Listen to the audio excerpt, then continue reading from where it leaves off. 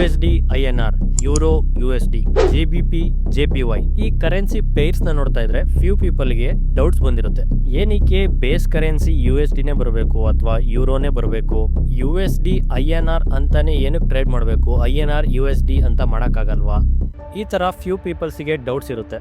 So there is a convention in forex market. ಅಂದ್ರೆ forex market ಅಲ್ಲಿ there is a rule and the rules goes like this. Pair ಅಲ್ಲಿ ಏನಾದರೂ euro ಇದ್ರೆ euro first ಹೋಗಬೇಕು, euro ಇಲ್ಲ ಅಂದರೆ second pound sterling ಅಂದರೆ GBP.